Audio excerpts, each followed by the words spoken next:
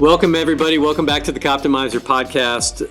I'm excited about today's show for a lot of reasons, but least of which it's the first face-to-face conversation that I've had. So this is definitely a new endeavor. I'm not sitting behind my camera and my microphone sitting in my home office, but I'm here today with our guest, Chris Grollnek, and he is going to talk about his expertise in a minute. I also just wanted to give a shout out to Todd Langley and Crisis Response Leader Training. Chris, one of the things that you told me when we met originally, when we got connected, was that I just wasn't able to forget is, so I'm sitting next to a man that at 14 years of age runs away from home. I forgot I told you that. But yeah. Okay, good. No, bring it. Bring it all. And like all runaways at 14, he somehow wound up in the Marine Corps because that's where all of, it seems like, our greatest Americans travel that path from misfit to adventurer to United States Marine, and then into eventually into policing, and where you wound up now with your expertise and the work that you do around the country, helping to spread the word about proper preparation, training, and all things active shooter. And it's kind of I know you said it was not something that you necessarily planned. It was just something that your skill sets, your interest, and quite frankly, sometimes life circumstances just take us in directions that we're not necessarily anticipating. But enough of me blabbering. Welcome to the show. Thanks for being here. And appreciate you. Yeah, thanks for the invitation to do this in person. So maybe tell us a little bit about yourself and the origin story of Chris Grollnek.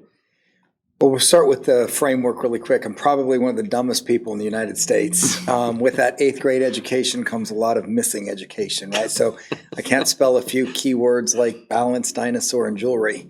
But I can probably tell you anything you want to know about active shooter.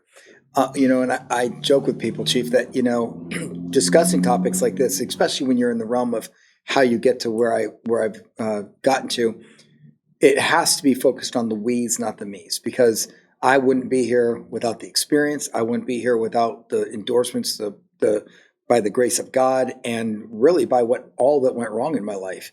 And I used to be one of those people. I mean, I remember white knuckling that police car at midnight, sometimes 2 a.m, talking on the radio channel 2, talking to the wife on channel 1, or or the dispatcher, which you call your work wife. You got the Good Times radio going. You're going code somewhere because one of your officers did something exponentially stupid, and you're trying to figure out what time does IHOP stop serving pancakes, which are open 24 hours. And I'd often think back to that moment in time when I did run away. Life wasn't really kind at the beginning of my 14 years. I had a decent home, I guess, just not a good set of role models inside that home under that roof. And separated my dad went one way, my mom went another. My stepdad raised me as his son, but he was only about 15 years older than me, so a lot of life lessons for him. I was 4 and 5, and there was quite a bit of abuse in there somewhere. And at 14, I decided I knew how to drive a car. He'd raced vehicles, race cars for a living, dragsters. And I said, you know what, I think I'm going to start racing cars. So I started street racing and chasing girls, and 8th grade just wasn't for Chris Grollnek. And, I showed them and left. And I moved in with a couple girlfriends, then my grandmother, which was his mother, my mom's boyfriend. They never ended up actually married. And his father pretty much raised me, set the example. And although I would continue to run away, I met a woman at 17 years old, and at about roughly about the smartest person in America at the time. 3 days later, I married her. So it was awesome. And then 3 weeks later, we divorced because, it's a long-standing relationship for a 17-year-old.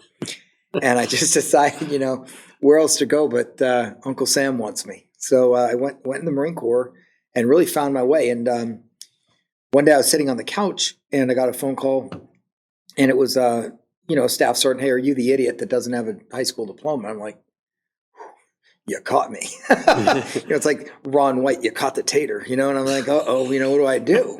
So I'm like, yes, sir, that's me. And, report tomorrow to base education. 30 days later, I've got my GED. And I shared this with Todd. I opened the results and I couldn't really read them. So I handed them to my wife at the time. And I'm like, long-term wife. And I handed it to her and I said, hey, can you help me read this, Patty? I don't know what it says. She goes, you've graduated in the 7th percentile of stupid people in America. And I'm proud because I had a GED. I don't think that's what it said, but no, it was pretty much accurate, interpreted that way. So I decided I wanted to learn how to read and write. And that night I made this decision. I would not be, drowned by illiteracy.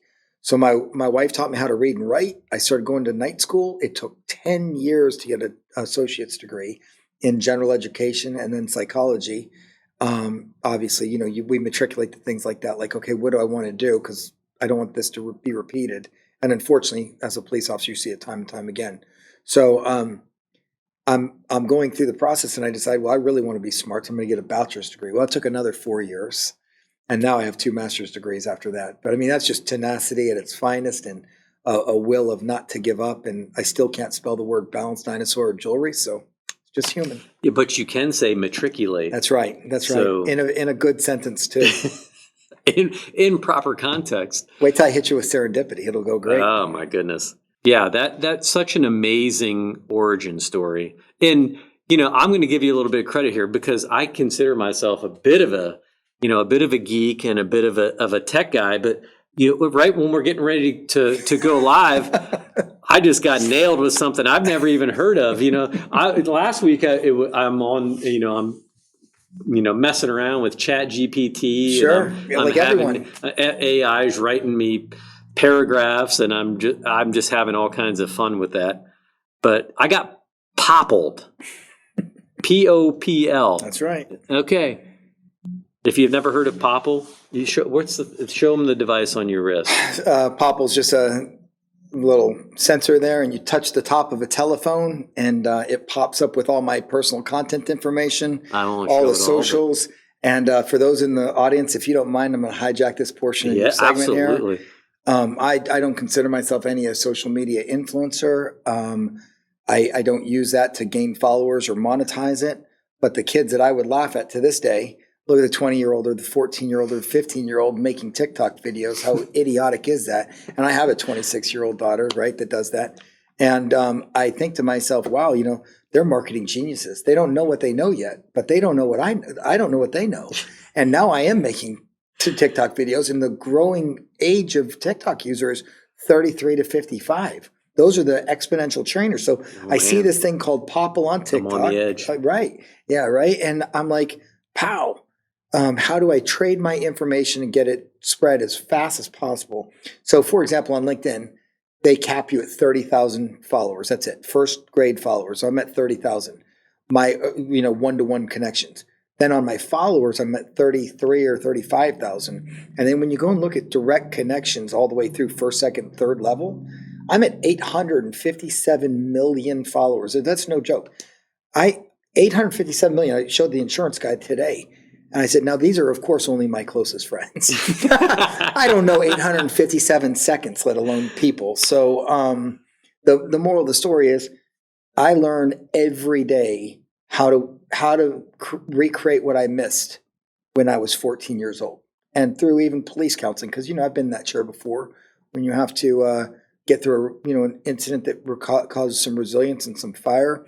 And I've been told I'm stuck at 14, and I don't mind that. I think most of your audience would be stuck at 14.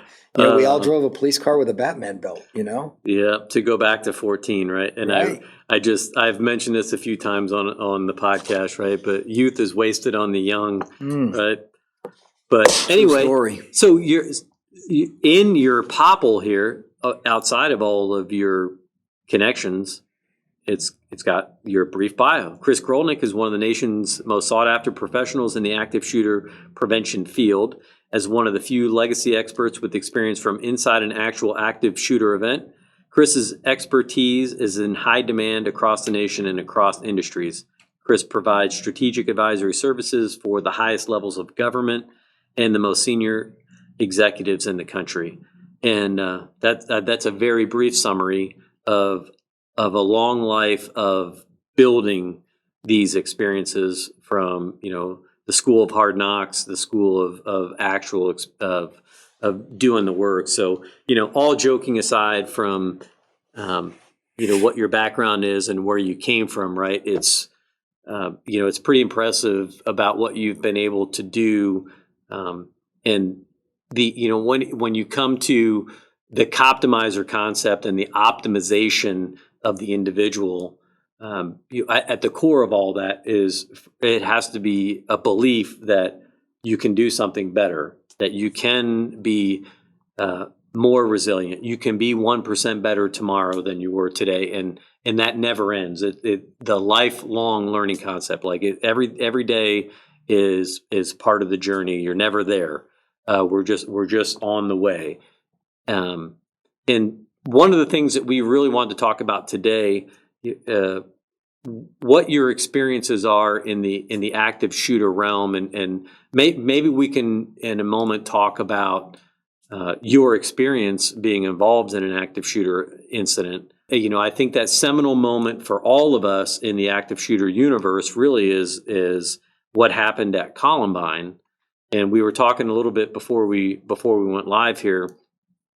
It was interesting, an interesting time because we watched that unfolding on live TV. We were watching what was happening, and we did. Well, I should say, what they did was what police departments across America were trained to do. You have a critical incident, you respond, you contain, you isolate, and in a situation where you have an active gunman like they did in that case two, you call in SWAT, and so that's what they did. And while the SWAT team was on the outside of the building, we found out later there were two armed suspects on the inside of the building, and they were actively murdering students. And for me, it was kind of surreal over the course of the next few months, having gone through some of this initial training of being a tactical officer, seeing what they were doing. In my mind, trying to justify, the tactics that were being taught. Well, the officers were doing what they were taught, but also having that recognition and that understanding as a very young SWAT officer and police officer was that, that it doesn't seem right. Why are we sitting outside? Why are we not inside the building? Why are we not going after the shooters? There was just that disconnect in my mind. Like I can't reconcile the action and the response. And so, I don't say that to be critical of the response, because I understand, to an extent why they did what they did. But what have we learned in the last 20 years? I think right, so this is a little bit emotional, but before we get in, I want the audience to know a couple things. Number one, I don't fancy myself. I mean, I've worked gangs. I was a SWAT officer for a long time. I was a shotgun breacher and mechanical breacher. I was about to go through explosive school to be an explosive breacher. Did not. Went to K-9 officer school instead as a SWAT team member, and was a point man, assistant team leader. And I fancied myself as I knew what I was doing, but I was never an expert. Right? I'm an expert at being me. I know how to be me. That's it. And through a series of events that channeled themselves and pretty much formed my path with me and for me, the media somehow gave me this moniker, active shooter expert. And I'll go back to how that happened. But I want to tell you about the path of how I got there, because it's important for the audience. There are 10,000 active shooter experts out there in the country. And if you ask any one of them, they'll tell you they're an expert. And that's great, because they understand run, hide, fight. They understand alert, avoid, deny, defend. They understand what I came up with, react, escape, survive. All those things are great, and they can be experts, but we don't break these events down to what they need to be. And I think we will start at 1995. I was at a place called Jerry's Gym in 29 Palms, California. We were there at a ground ordnance conference. I was the colonel's personal assistant, because we worked at Aberdeen Proving Grounds Research. there's like 4 Marines there. So I was a staff sergeant. My whole job was making coffee and driving. So, big job. Really, I mean, we tested weapons too. But I went to Jerry's gym, and I was sitting on my hotel room bed getting ready, and I turned on the TV. And I think I told you this on the telephone. I was transfixed. I could not move watching Columbine unfold, and I didn't understand what was happening. I just heard terms like active shooter, 2 shooters, IEDs. I'm thinking to myself, wow, it sounds a lot like what's about to come in 2001, but we don't know it yet. And I think back to my time in the Marine Corps, like we've trained for all this international terrorism, what this looks like counterinsurgency without knowing it was called counterinsurgency, hit and miss tactics, hit and run tactics, guerrilla warfare from Vietnam. And those are the instructors in my day, because those weren't coming yet. It was, end of the 80s. I think you said 95 you entered law enforcement. Yeah. I became a drill instructor at Parris Island in 1995. So, I mean, I was pushing recruits for 3 years. But here I am, and I'm realizing this active shooter thing's for real. And how are the police not doing what the police do? And maybe it's just CNN showing the wrong thing, because at the time that was the news. Right. Or on any other channel, right? Ted Turner had it. Well, you fast forward and you look. Now I want to look back from a professional standpoint. So before I give you any credentials, I look back at it as a human being looking back in 1999. If I had that Batman utility belt and that radio, would I go in? And the truth is, I don't know at that point, because what would my department say? What would my policy say? What would the swarm mentality say, or the group think, or the riot mentality of we have all these police here saying, don't go. They know something I don't. And that's always been the rule of thumb for police. Yeah. So in 2010, I'm teaching a shotgun course. I've got flip-flops on, cut-off jeans, a tank top, and we're about to change because I've got a rookie class coming through, and I'm the shotgun breacher. I'm teaching basic shotgun patrol tactics, and we have some detectives in there, and me and my team partner, Ting, are sitting in the parking lot, and he goes, Chris, we're getting toned. And I remember looking, I'm like, it took 100th of a second to register. I was already moving before I knew what happened. We fill up the police car like a clown car, drive 100 yards down the way, because that's where we were at the range to the department. We round the corner, we get out. I forget to let the rookies out in the back. They're locked in the back seat with shotguns. Somebody comes by, lets them out. I run and get my SWAT helmet out of the trunk and an M4. I'm running to the front of the parking lot, and there's 2 officers, John Walls, Joe Hooten, engaged in a firefight of 141 or 43 yards with this disgruntled human being that had pulled in front of our police department, had a Nissan and a trailer filled with ammonium nitrate fertilizer. And it was like grade 2 instead of 6 or whatever the grade is, doesn't matter. Soaked in diesel. Pops a flare, puts in there, pops another one, puts it in there, opens his window, pops another one, vents the window, fully engulfed truck. Rounds are popping off. He runs across the street like Rambo or something, has an AR, a shotgun, and a pistol with a rig, chest harness rig, lays down 168 rounds at us. Now, he doesn't know what optical offset is, right? Optical offset. He put a brand new Academy scope on his rifle that morning. So the muzzle's at the roof. The line of sight is at us. He's less than 140 yards away. So it's pretty much flat trajectory.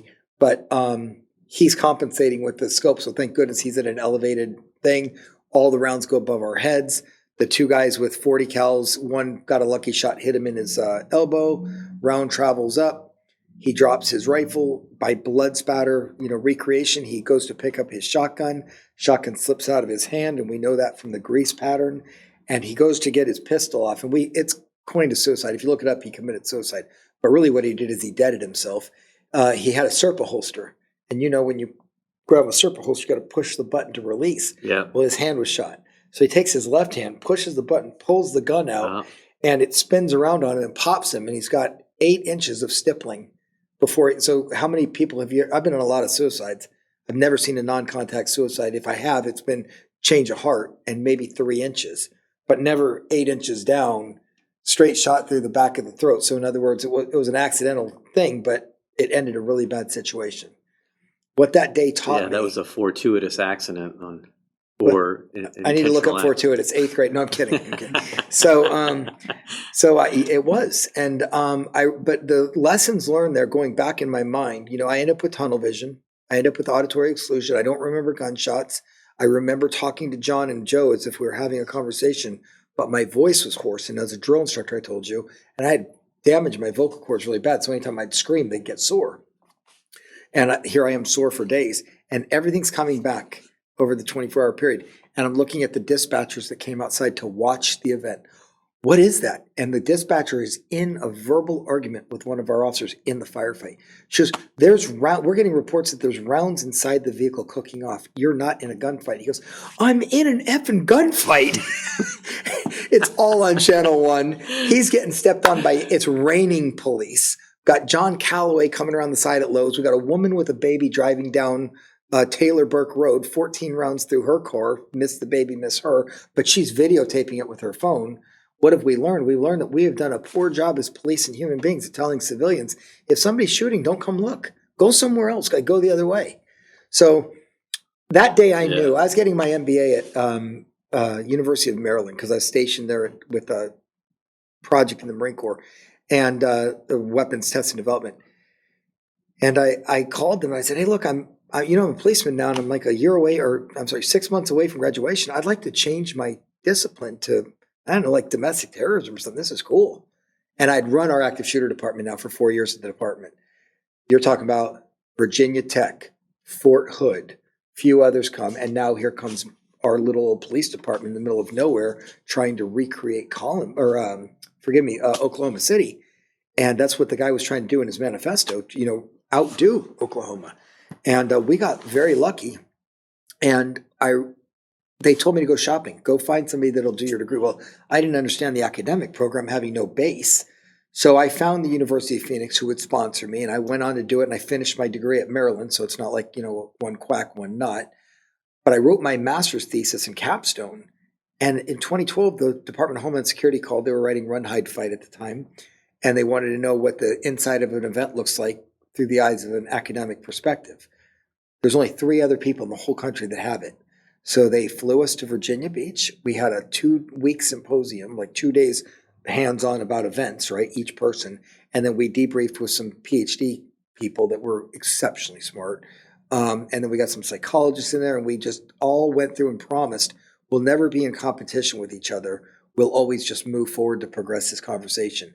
These are 2 other cops. One was a DOD person, and then me. And so 3 cops, a DOD person, and only one of us was a Marine. That was me. And I didn't fire my weapon that day because the situation's well at hand and the guy gets shot and there's no one to shoot, right? Now it's just rescuing dispatchers in the back of our tactical truck. And this happened in under 3 minutes. I mean, this happened like right now. And we went back, we drew out some outlines, Run, Hide, Fight comes about, and the years go by and I become the active shooter expert because I'm working with the FBI program manager, Catherine Schweit at the time. I go on to talk to Jin Kim, which was the second program manager. And now I'm working with DHS and a couple other 3-letter agencies. And I ended up getting sick really bad in 2018. I'd had a tumor once and now I'm back sick. And I called a great friend of mine, Greg Schaefer from the FBI. And I said, buddy, this ain't looking good for the home team. So take my business, don't let it drop. I want to be a legacy. I want this to be a legacy. And fast forward to 2020, I'm healed. I'm not ready to go back to work. And I get a phone call from the Parkland group of attorneys. And I told them, no, I have emails. I show you that I will not do this case. I will not profit off the back of dead kids. I don't do school shootings for this reason. I had no involvement in Sandy Hook. I refused it all because I want to make life better. I don't want to cash a paycheck, right? So they called me back and they said, look, we don't want anybody but you. And then they played some dirty pool the way they got me, which is, a little bit of bait and switch was fine. I mean, that's great. But I ended up going there and I see that Run, Hide, Fight is great. But man, as cops, we need to teach people and ourselves too. If we're going to run, we have a 97% chance of not getting shot. But that's as police because we know we're going to run to a predetermined area and we're going to zig and zag. So if my family's in the middle of an event, they need to run somewhere. So in 2015, I outlined this thing called the 4 Ps. If you're out there and you're going to become an active shooter person, get familiar with the 4 Ps. It's the place. So you and I are here. We're in the place. Is this place logistically set up for an active shooter? Probably not. We're the people. Well, we have guns and bad attitudes and badges and powers of arrest. Well, what about the people that don't? So those are the people, our family. Then you have the police. The police historically, I hate to tell you guys, but ladies and gentlemen, we're not going to be there. Historically speaking, we don't get there until the 8-minute mark, and these events are over at 8 minutes. And then you have the perpetrator. So we have the perpetrator and my family stuck in one location. I'm not going to say your family, my family, stuck in one location. What training are we giving my family to be the first responder? Do I need to teach them how to stab someone in the eye with a pen? Or do I want to teach them how to run and get out and shelter? It's a long answer, but I need to qualify a couple things first, I believe. I don't have all the answers to everything. I'm very educated in this subject. I can't spell my name correctly, but I can tell you anything about this subject. And the fact is, we're actually regressing. Us as police, we're being asked to do too much, too fast, react to public opinion, react to public criticism. And you'll see me on TV quite a bit. I quit doing interviews in 2016. I did do them after Uvalde, and we can talk about that, or we can take a hard pass.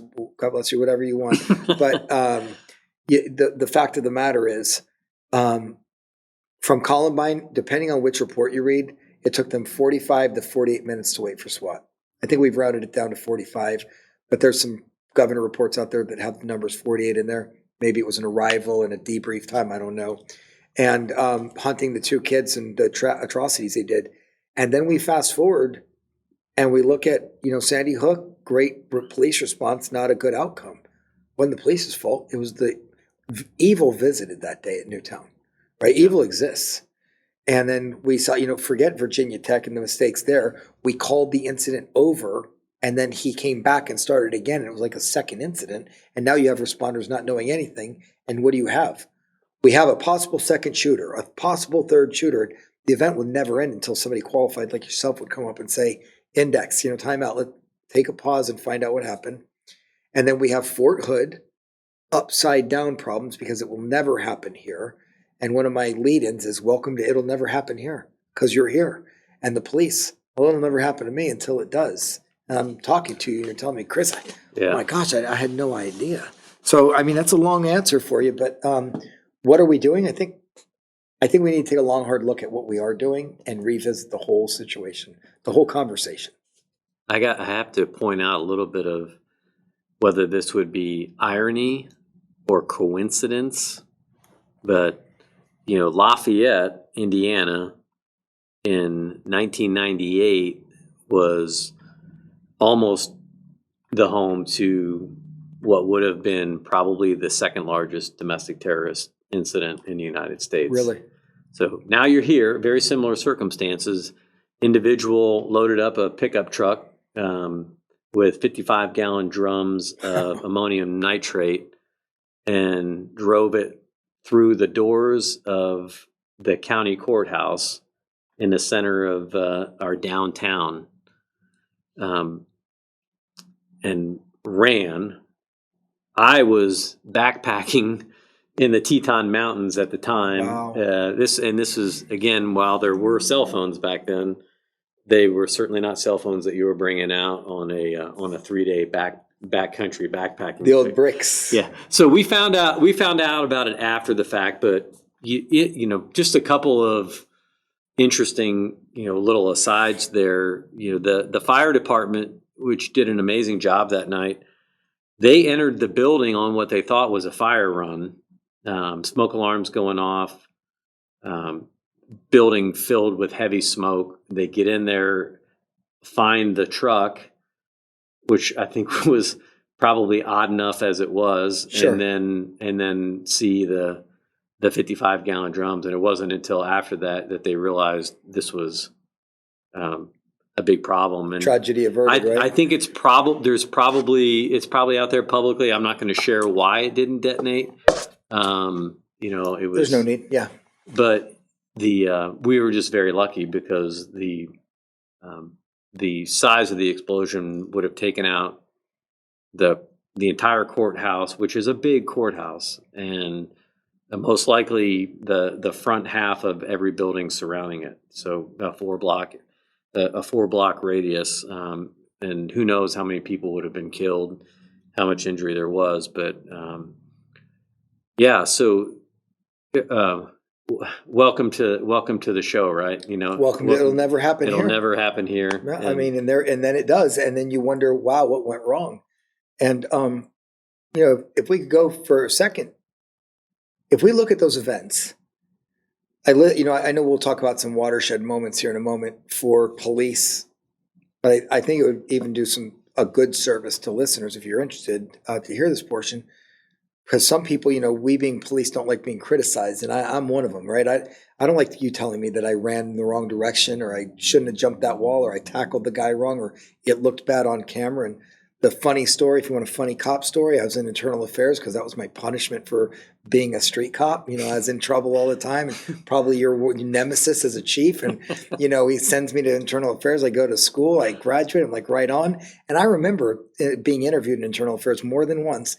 And I'm watching the TV. I'm like, boss, he hit me first. What do you want? He goes, that just doesn't look good. I'm like, but he's in jail, right? I mean, no concept. So now I'm in internal affairs. I'm a corporal. I'm behind the desk, and I've got this new guy in here that I trained. But however that worked. And he goes, and the boss comes in and pats me on the shoulder and goes, now you know. And I didn't know what he meant. And we turn on the tape, and I'm like, that doesn't look good. And it was like, gotcha. Well, so karma came around and visited that day. But the moral of the story is, this is not criticism. This is, if we don't take a moment and take a pause, and I've said this on the BBC, on every news station there is that I was on, and I was in Time magazine after Uvalde, which I didn't really want to be. And I've never mentioned my name. I never mentioned my company. I didn't sell anything. I don't answer the phone because of it. Because there's another it's a DOJ project I'm doing. It's just too big. And the fact of the matter is, the Alamo had 1,800 Mexican national soldiers surrounding the Alamo against 198 Texans for over 30 days. Uvalde had 376 police officers there for an hour and 17 minutes.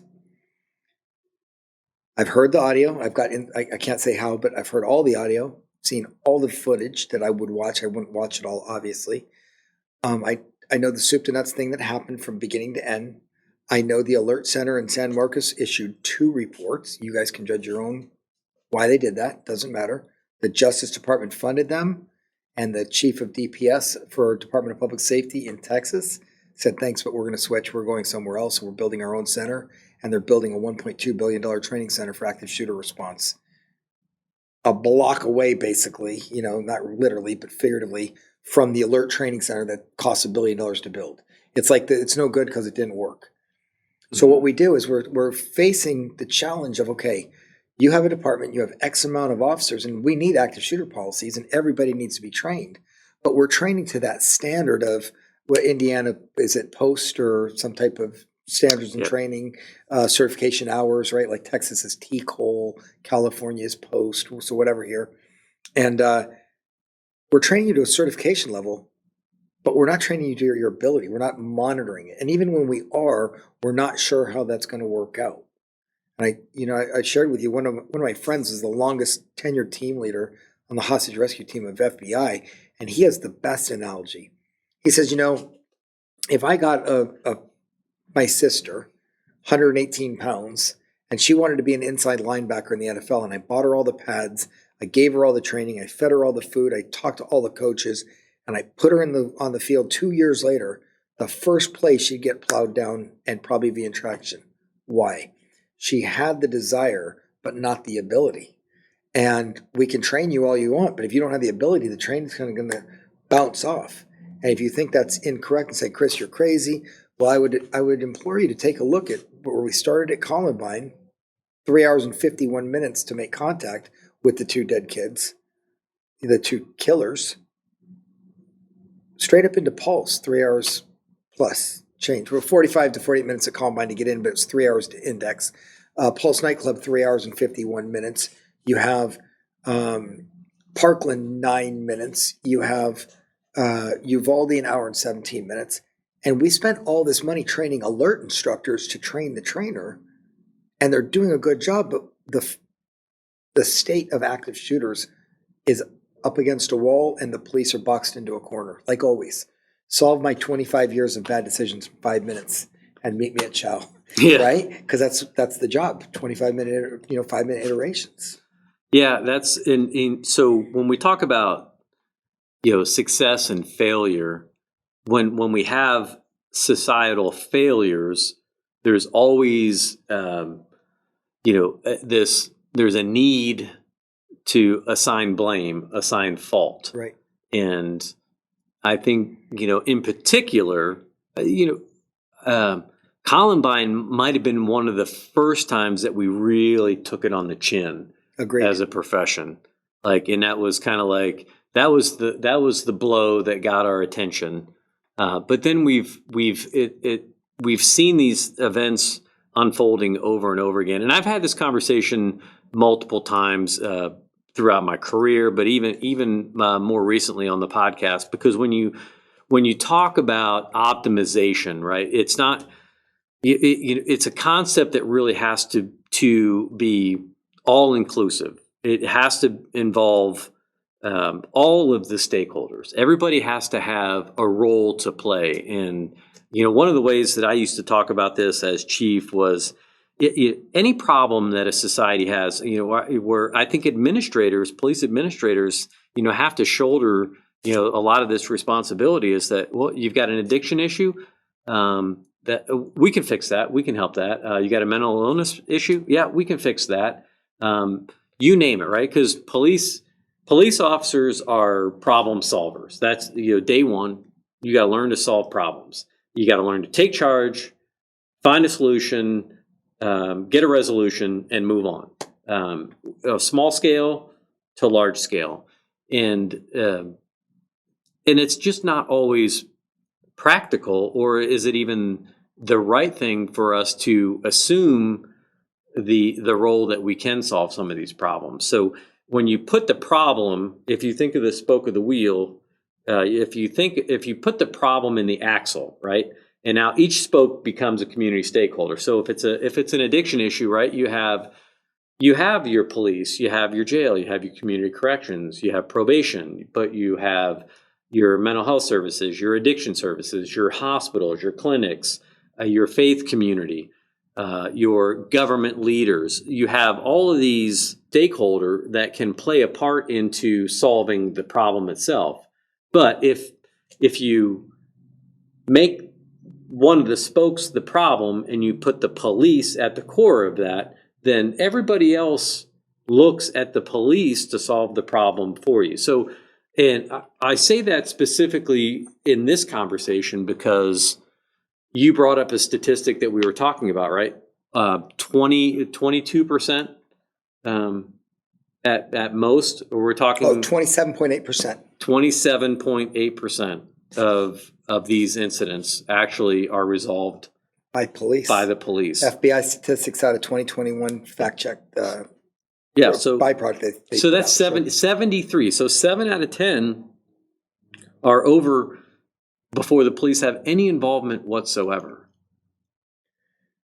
So the average incident starts at 0 minutes and ends at 8 minutes. That's just the way it is. You can go back to Department of Homeland Security when they had the police respond at 12 to 15 minutes through 2015, and it changed down to like 6 minutes, and we got it down to like 5, and then we went back up to about 11. Well, now it's sitting right at 8 minutes, right? The situation starts and ends at 8 minutes. The police have to get dispatched.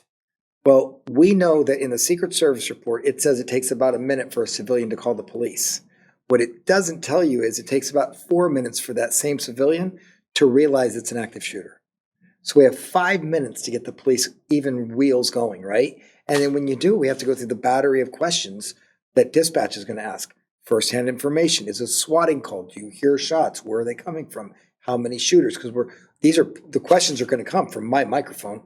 How many shooters dispatch? What side of the building am I going to? And you're getting excited. The engine's revving.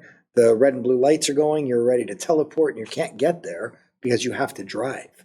So you arrive at 8 minutes. Situation's over. But let's say those 27.8% of the time that didn't happen, where I arrive on scene and I'm the I'm the solution to the problem, or you're the solution to the problem. What am I really? Is this fair? I'm not giving any police officer an out. I'm just saying, from the perspective of an administrator and somebody that does this for a living. I'm a public spokesman to the public. Well, it's I'm just an the reality. advocate This for the is the police, reality. right? I'm an advocate for the police, but I don't teach police that much. I'm going to Dubai to teach the World Police Summit, and I'm doing a large conference in California. But I said all that because I want to ask from a perspective of, okay, let me put that badge back on in my mind for a minute. Is it really fair that I'm asking all my brothers and sisters in blue, what are we asking you to do as an active shooter responder?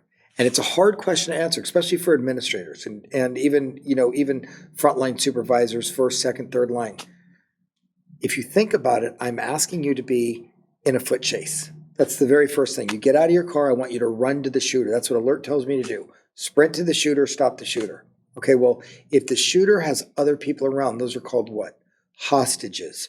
So I'm having you do a foot chase to a hostage rescue scene while being an incident commander simultaneously. And all these things are going through my head.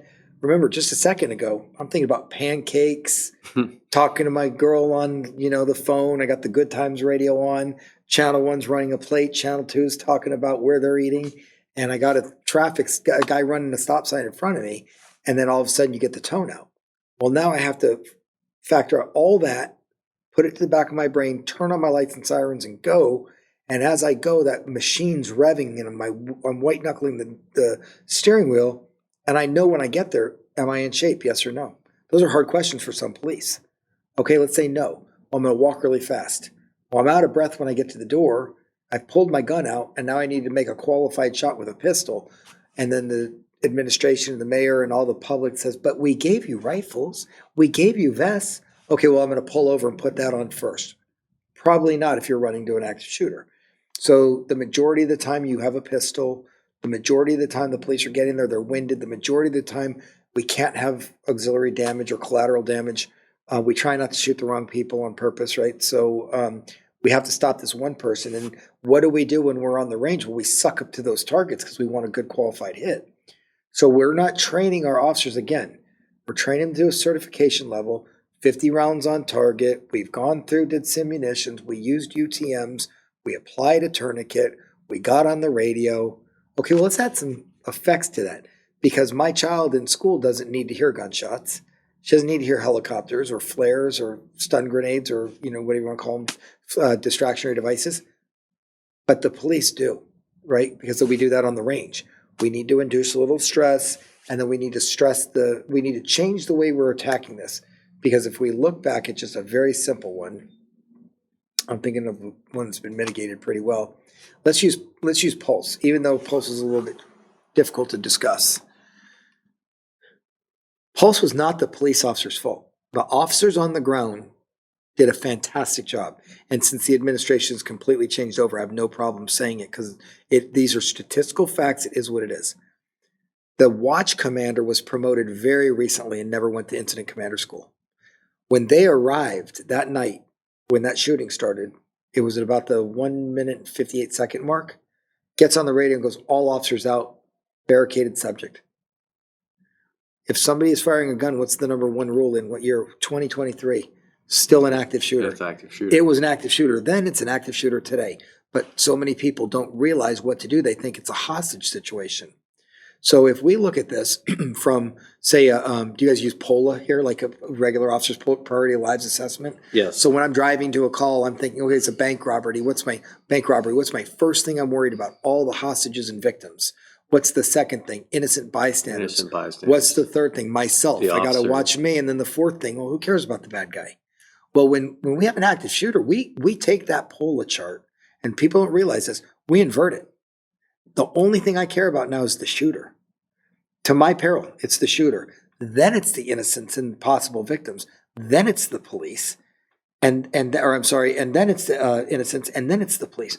We've inverted that chart, and we're telling police, hey, remember, these are the things. But now you have stimulation happening, and the stimuli between the ears are going, and you have auditory exclusion and tunnel vision, and you're out of breath, and you're not sure what to do. Is that realistic? So a couple of things to break down there. And the reason why we invert the priority of life is because the longer it takes for us to get to the shooter, the more victims That's correct. that we're going to have. there's the more potential loss of life. So and the evolution of training, it's gone a lot of different directions, but I think that's one of the standard. I think that's been a standard that we all understand universally in the policing profession, that's the way that we need to operate. Now, understanding what it is and knowing what it is, but then acting on that are two different things. Correct. And you have that, like you're talking about the emotional reaction to stress as it unfolds. We're talking about the amygdala in the brain that's firing, that begins to hijack the prefrontal cortex.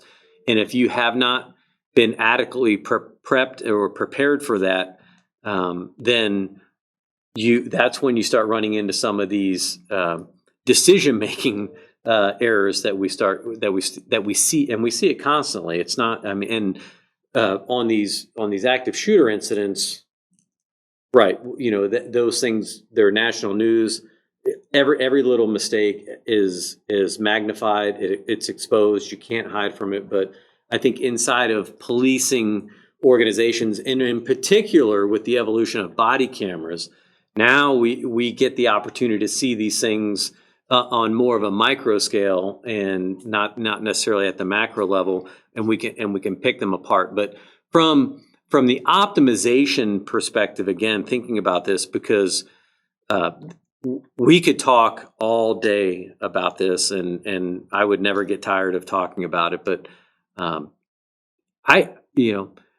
I do my best, and it was just one of my passions over my career was officer safety and wellness. It's this big nebulous thing, right? What does that really mean, officer safety and wellness? Well, in the end, when it comes down to, if you want to be a safe officer, if you want to have good safety practices, well, then that requires a commitment to individual preparedness that only you as an individual can take responsibility for.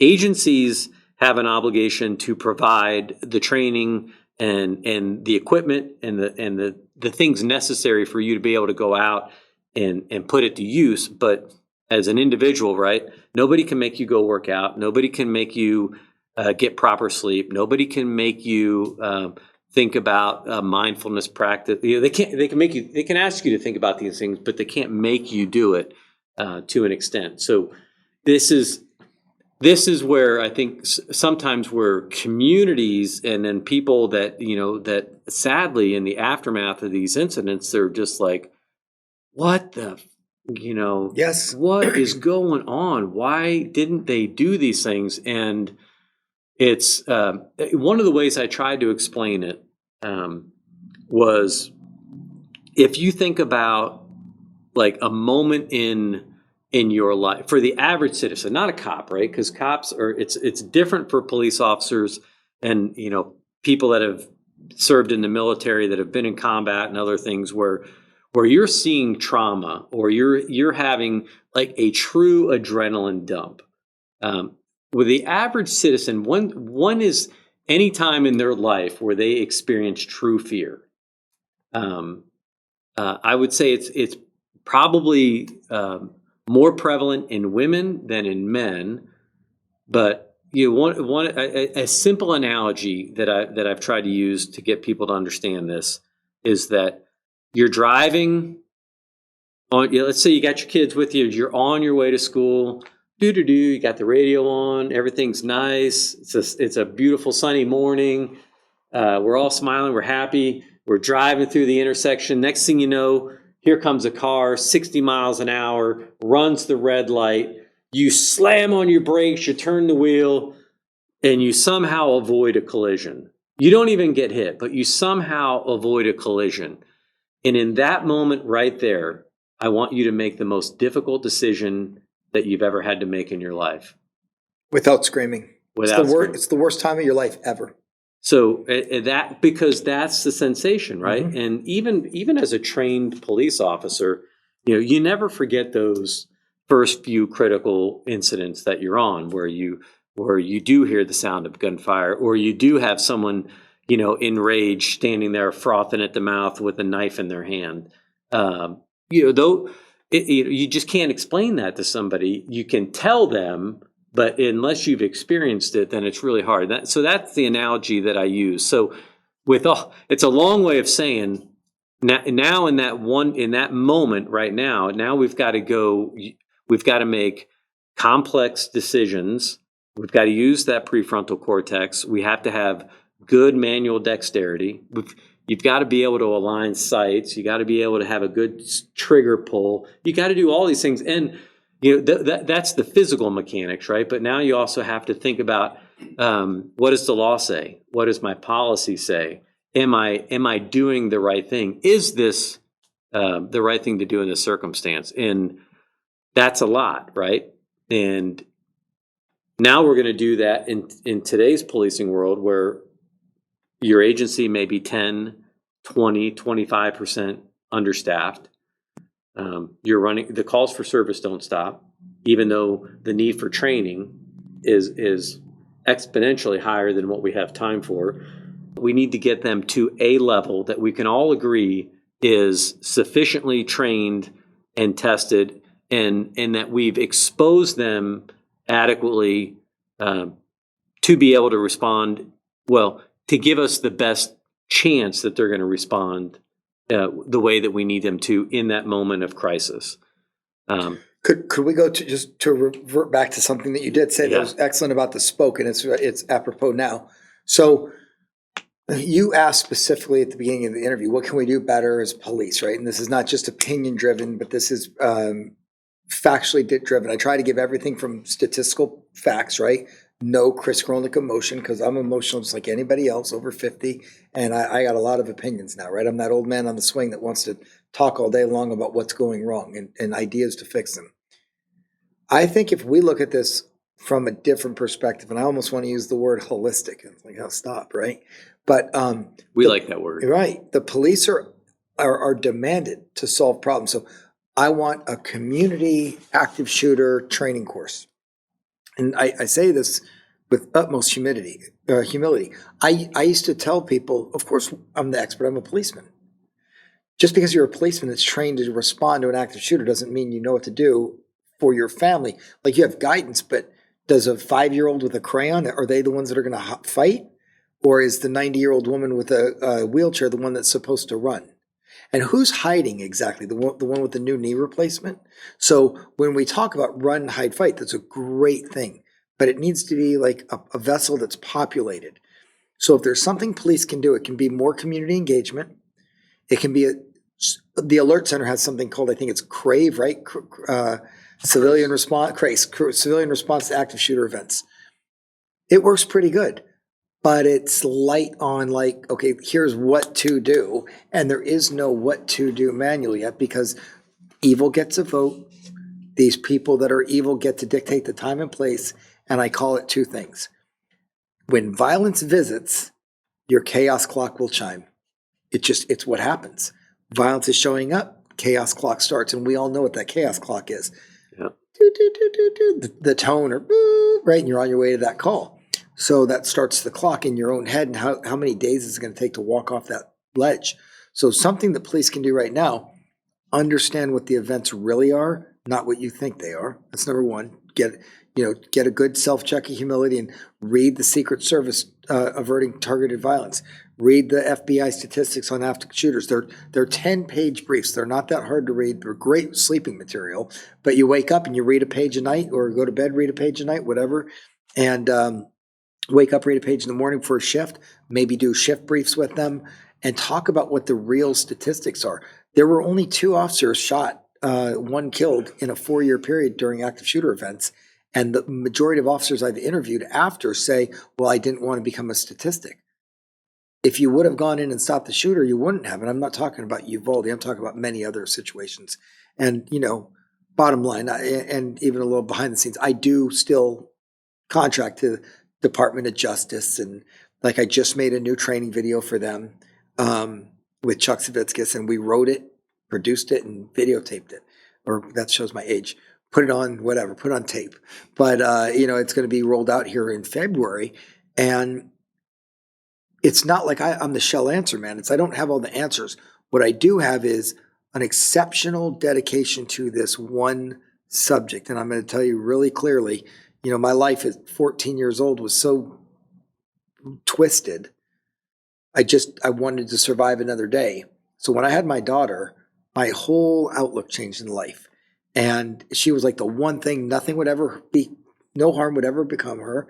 And I would make something better for her. So she works in Colorado now. She moved away, all grown up, 26. And she goes, Daddy, she sends me this little screenshot. It's kind of funny. And it's a picture of active shooter training on a video screen. She goes, I'm basically an expert in this because she grew up in my household, right? And I laughed and she wrote back and she goes, oh my gosh, Daddy, you need to call these people. Do you know what they're telling me to do? And I'm like, you know the rules, baby. She goes, I'll pass this. Don't worry. So that you've done something right when they recognize what's wrong. So if my 26-year-old daughter can do that objectively, a lot of the police can take a big deep breath. And if you're shaking your head, I used to be you too. Like, yeah, this guy doesn't know nothing.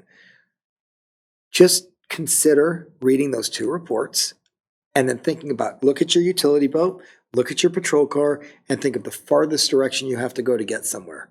How are you going to get there? Going to swift, silent, and lethal when you get there? And am I capable of running from here to there and making a qualified shot?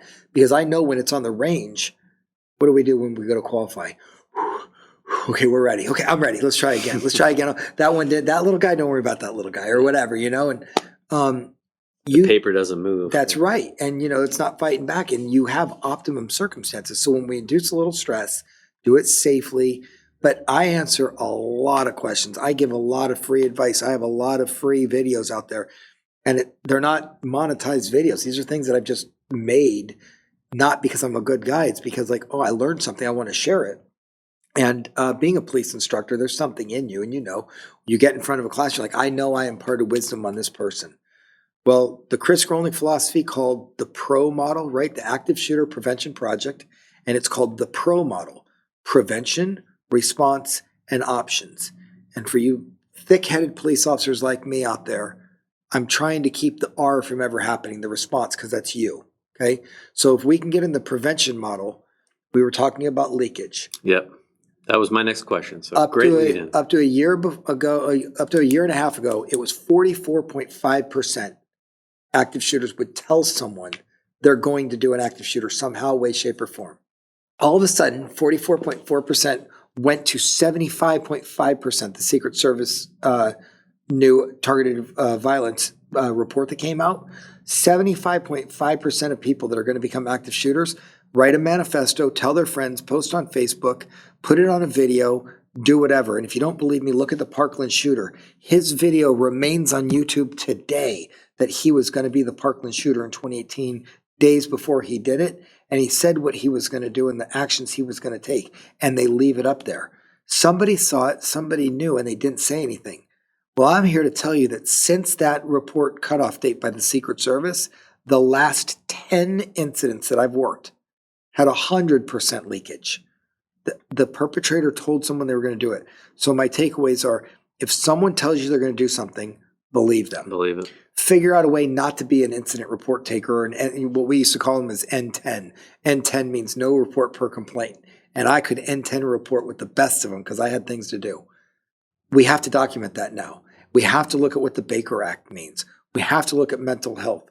We have to look at guns. We have to look at family dynamics. We have to look at police involvement.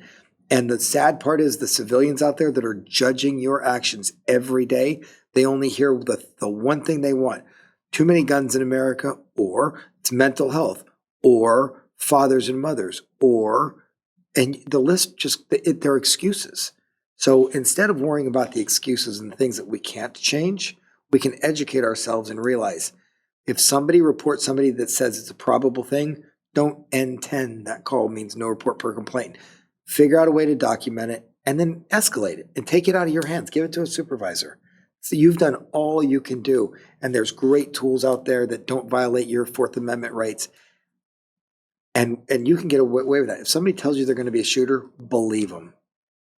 We just saw the kid in Detroit, Michigan at school. Yep. He drew the pictures on his desk. The teacher took him in the principal's office. He had a gun in his backpack. The dad was in the room. The SRO's outside. They said, should we search the backpack?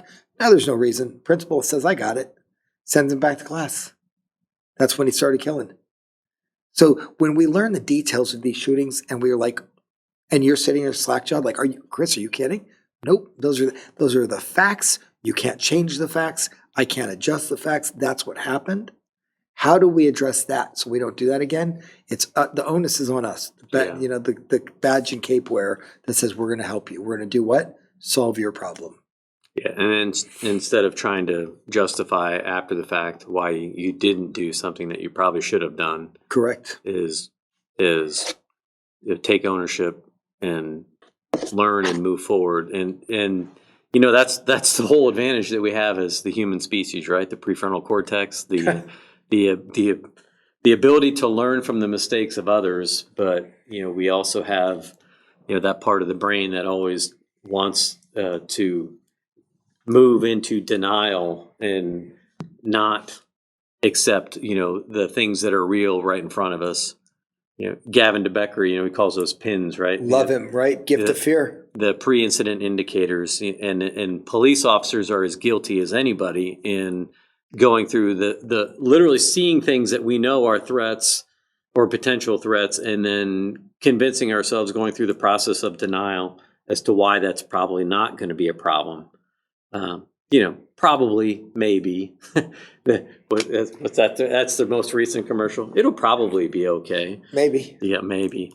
There's one more book that I would highly recommend, and this is a plug, but it's not really a plug. He's maximized his profit from it, but it's a great book, and it's Greg Schaefer's book, and it's called Stay Safe.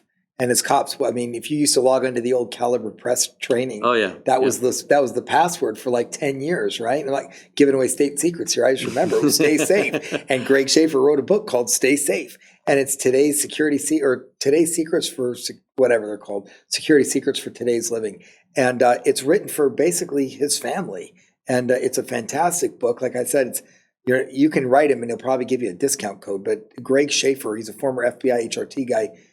Google him. You won't miss him. He's a great guy. But it's a good book. And Gavin DeBecker's another one. Highly recommend. If you're a cop and you don't read that or you don't have your family read it, it's also like the one that you would as a chief would tell your new deputies or officers, hey, have your wife read or your spouse read Emotional Survival for Law Enforcement. Or finally, if you're a cop and you want to know about terrorism, find Brig Barker and the next jihad or those books exist and we can educate ourselves. And once we do, we're more equipped. All right.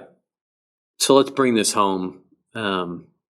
We maybe spend the next few minutes where we've talked a lot about, where the breakdowns are, what the problems are. So your pro model, I really like that because it's simple. It's easy to remember.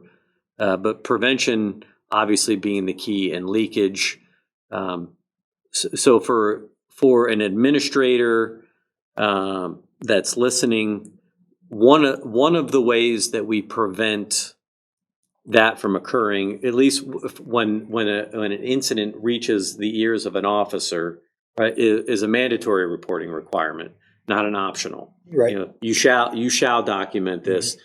And depending on the way your agency does their documentation, this is the way that it needs to go. And that's a non-negotiable, right? There are certain things that we have to do. And I do think it's interesting with some of the technology that's emerging through body cameras and even through live streaming capabilities, keyword searches, facial recognition. I do think that there are some future opportunities for us to leverage tech to simplify some of these processes and maybe remove some of the burden, from the officer themselves. I think in terms of, again, in prevention, there are opportunities from a data collection standpoint, databases where we can maintain confidentiality, but also share information across platforms that will allow us to identify a pattern of problematic behavior at its earliest possible time. There's a person named Rick Shaw right now listening to this, and I'll tell you, he owns a company called Awarity, and we're hoping that they're not bought by big tech, but it's called the butterfly effect. And if we digress for one more time and it's quickly, I talked about police responsibility, educating the public. To solve these problems, it's going to take a public-police partnership, and I mean more than cops. Coffee with cops. Pardon me. It's going to take understanding that there's systems out there, and you said software and programs. There's these things called frameworks, whole frameworks. It's its own, like Amazon is a framework. So Awarity is a framework, and it's for the public, and it's a reporting system that's not Orwellian, but it works with all the gizmos and gadgets like Axon that police have access to, and you can upload data and download data from it. And if you want, the solution, I can tell you, it's really simple. It's like the prevention, response, and options. Awarity is a prevention, define prevention. Well, if I was a cop in 2009 and even up to 2012 when I was working on my postgraduate degree, I would say prevention is preventing the loss of life once I'm there. But now I say I'm preventing an incident from even happening. And my pro model has got, and I say me, there's like 12 of us. We have 4 registered saves with the pro model. People that have called in, like a major Fortune 10 company. Chris, we used the pro model. You're not going to believe what happened. A woman came up and said her husband's been abusive. He said he's going to kill everyone. We didn't believe him. We did a report. Police went over to pick him up. He had a warrant for his arrest. Found a manifesto in his car with a map of how to get to the CEO's office. I mean, that means he's doing dry walks. He's getting ready to go. Right. So prevention's hard to measure, but it's possible. Yeah, and that is such, and again, I would love to go down this rabbit hole with you. We'll have to do that another time. Sure. But, and I think we mentioned this a little bit. You're talking about Awarity.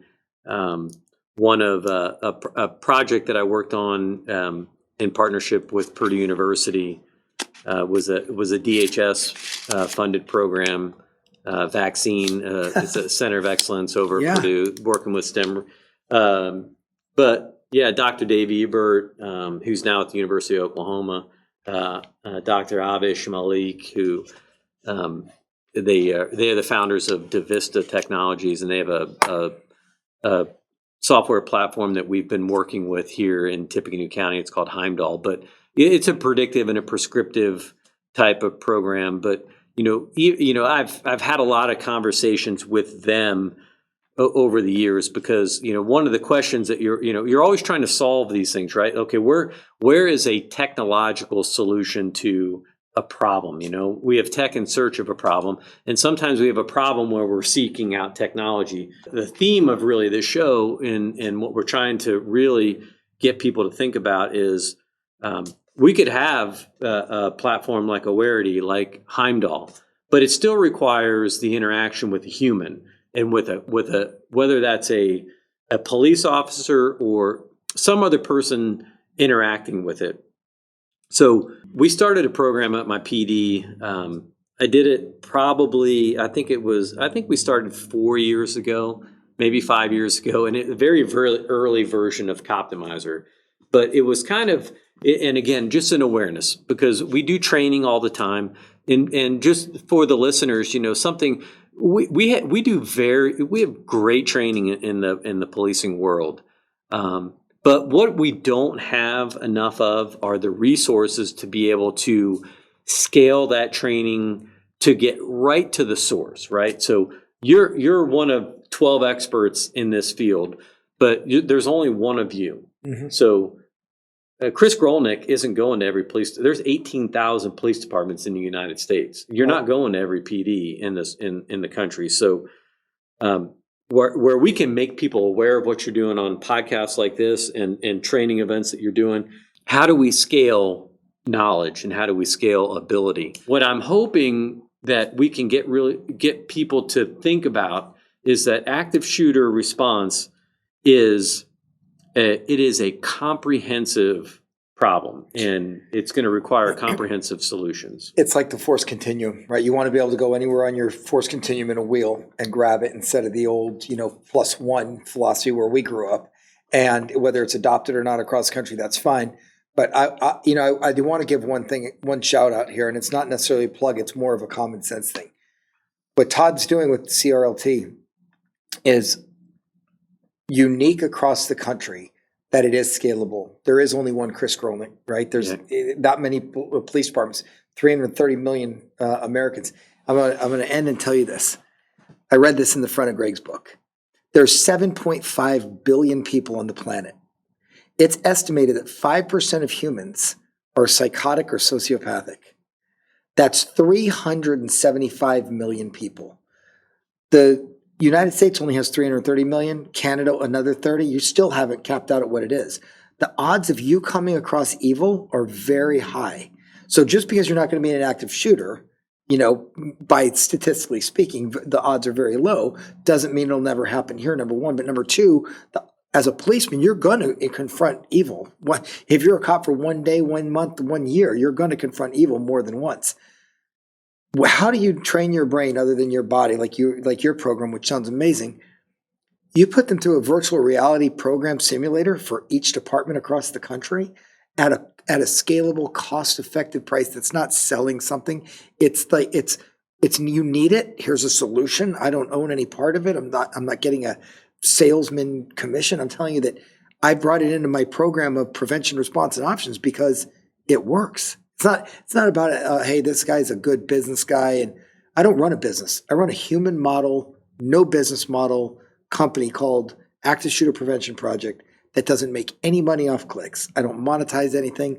I sell speeches, and we sell products to get Fortune 100, 500 companies to bear. That way, when you show up, you're not showing up to an active shooter. You're showing up to Coffee with Cops, because that's the mission, to keep the police from having to even respond to them in the first place.